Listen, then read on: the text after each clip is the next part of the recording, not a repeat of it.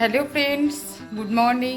Green টুকিটাকি আরও একটি নতুন ব্লগে তোমাদের সবাইকে ওয়েলকাম। আশা করছি তোমরা সবাই ভালো আছো। তো আমি উঠে পড়েছি অনেকক্ষণই হলেও, সকালের কাজকর্ম সব সারা হয়ে গেছে।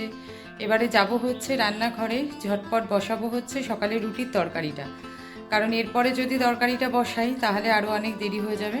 তো সেই কারণে আগে বসাবো সকালে রুটির তরকারি, তারপরে বাকি কাজকর্ম। তো রান্নাঘরে এসে এখানে প্রেশার কুকারে আলু সেদ্ধ বসিয়েছি।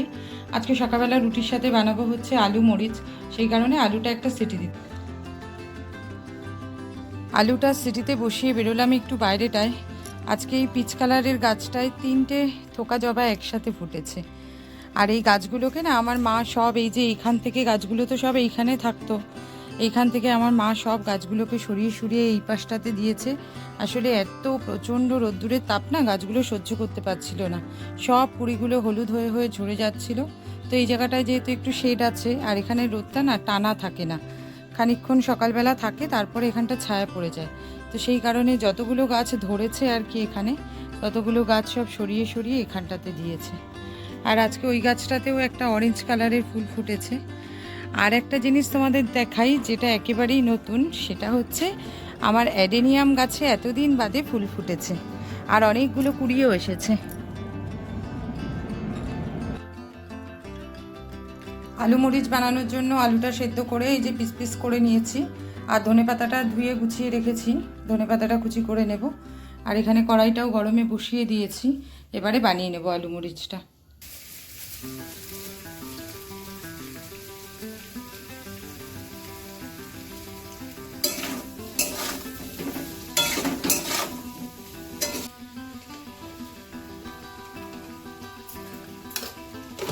গোলমরিচের গুঁড়ো দিয়েছি, তাও ঝালের জন্য দিচ্ছি হচ্ছে একটু কাঁচা লঙ্কা কুচি। একটু কাঁচা লঙ্কা দিলে গন্ধটাও বেশ ভালো বেরোয়, আর মাঝে মধ্যে 2-1টা গালে পড়লে খেতেও বেশ ভালো লাগে। আর এবারে একটু ধনেপাতাটা কুচি করে দিয়ে নাড়িয়ে নিলেই হয়ে যাবে। এই আলু মরিচটা বানাতে একদমই সময় লাগে না, একদমই কম সময়ে হয়ে যায়, শুধু ওই আলুটা সিটি দিতেই যেটুকু সময়।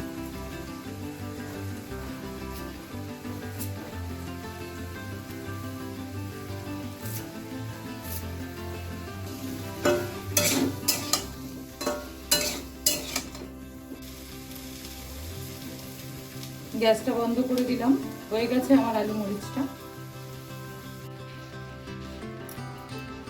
জলখাবারটা আমার আর আমার বরের দুজনের খাওয়া হয়ে গেছে, আমার ছেলেরটা রাখা রয়েছে, ও পড়তে গেছে, ও পড়ে এসে তারপরে খাবে।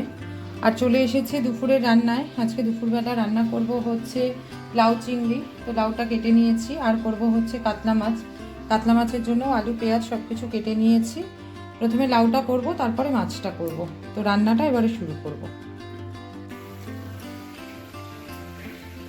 লাউ চিংড়ির জন্য চিংড়ি মাছটা জাস্ট একটু ভাজা ভাজা করে নিচ্ছি। চিংড়ি মাছটা ভেজে তুলে নিয়ে তারপরে এর মধ্যে জিরে তেজপাতা ফোড়ন দিয়ে লাউগুলো সব দিয়ে দেবো। এদিকে লাউটা সেদ্ধ হচ্ছে, লাউটা থেকে প্রচুর জল বেরিয়েছে, সেই জন্য লাউটা এখানে ঢেকে দিয়েছি। লাউটা সেদ্ধ হতে সময় লাগবে। আর এদিকে আরেকটা কড়াইতে মাছ ভাজাটা বসিয়ে দিয়েছি মাছের ঝোলের জন্য। লাউ চিংড়িটা আমার প্রায় হয়ে এসেছে, আর একটু জলটা টানলেই নামিয়ে নেব। আর এদিকে মাছগুলো সব ভেজে তুলে নিয়ে জিরে ফোড়ন দিয়ে তার মধ্যে দিয়ে দিয়েছিলাম আলুগুলো একটু ভাজা ভাজা করে তার মধ্যে দিয়ে দিয়েছি হচ্ছে পেঁয়াজগুলো।